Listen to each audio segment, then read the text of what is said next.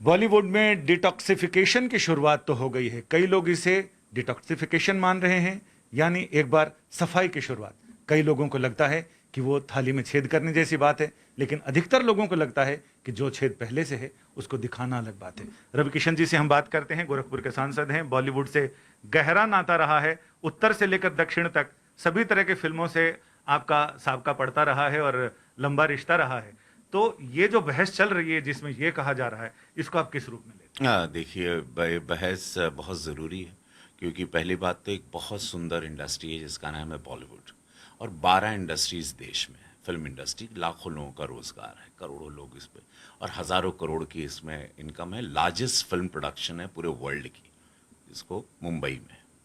अब हम वहाँ 30 साल से हैं। वहाँ पर अगर किसी हमारे ज़माने में या हम 90s में ऐसा कुछ नहीं था, केमिकल वर्ल्ड नहीं आया था, या जया जी के टाइम पे, अमित जी के टाइम पे ये अचानक ये केमिकल वर्ल्ड आया और उसको हमने थाली में परोसते हुए देखा।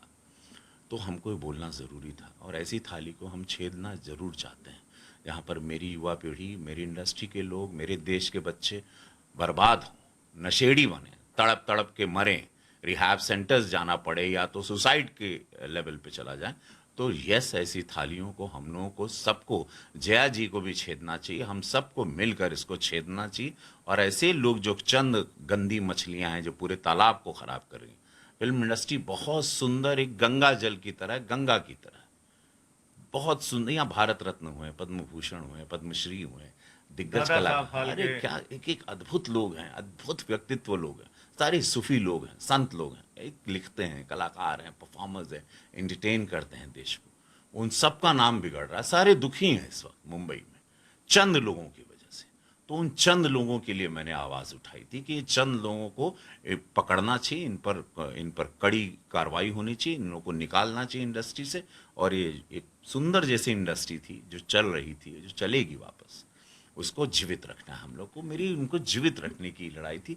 एक सांसद के रूप में देश की समस्याओं को उठाना मेरा दायित्व है, मैंने उठाया। फिल्म इंडस्ट्री मेरी बिरादरी के लिए, मुझे वो इंडस्ट्री मेरी भी है, उसके लिए आवाज़ उठाना मेरा दायित्व है, और मैंने वो आवाज़ उठाई और उसको कुछ अलग तूल दे दिया गया। सपा की हमारी वरिष्ठ नेता है जया जी, तो सपा की विचारधारा थी, उन्होंने उसको अलग तूल दिया, वो उनकी उनकी सोच है। भारतीय जनता पार्टी की सोच है स्वच्छता अभियान 2014 से यशस्वी प्रधानमंत्री जी सड़क की सफाई से लेके चाइना की सफाई, पाकिस्तान की गंदगी, गंदा विचारधाराओं की सफाई कर रहे हैं। अब हमारी पार्टी ड्रग्स की सफाई कर रही है। आपने संसद में गद्य बोला और इसके अलावा आपने दोहे भी लिखे हैं इस पर।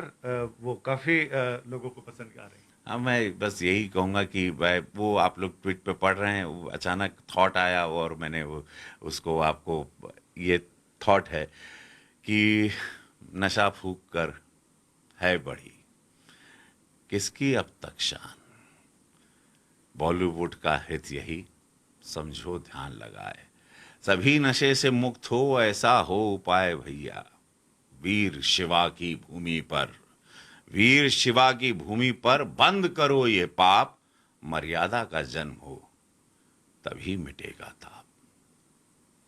कंगना रनौत के खिलाफ बॉलीवुड के कुछ और एक्ट्रेस वहां गई और उनका कहना है कि ये शो बिजनेस बिल्कुल जहरीला हो रहा है। नहीं, देखिए, शो बिजनेस जहरीला नहीं हो रहा है, बहुत सुंदर इंडस्ट्री। मैं दोबारा कह रहा हूँ, जया जी ने मेरा व्यक्तित्व सुना ही नहीं। मैं कहना क्या चाह रहा हूँ, इस इंडस्ट्री को बचाना है।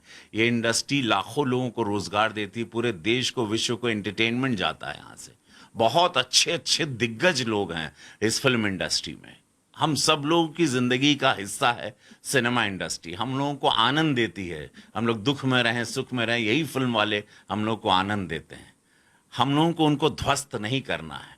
कुछ लोगों की वजह से पूरी इंडस्ट्री को गाली देना, ये भी गलत है। सारे लोग नशेड़ी नहीं हैं, कुछ मछलियां जरूर गंदी हैं, वो पूरे तालाब को गंदा कर रही हैं। उसकी मेरी मुहिम थी, उन मछलियों को पकड़ना बहुत जरूरी है कि करोड़ों का कारोबार कैसे वो ट्रैफिकर्स को अंदर आने दिए, इन नेक्सस को अंदर घुसने किसने दिया, कौन इजीली अवेलेबल करवा रहा है, जो कि हमारे यहां पर अपराध है। ड्रग्स बहुत बड़ा आपराधिक एक जुर्म है, सलाखों के पीछे आप 20 साल से ज्यादा जा सकते हैं, एक कड़ी सजा है उसकी।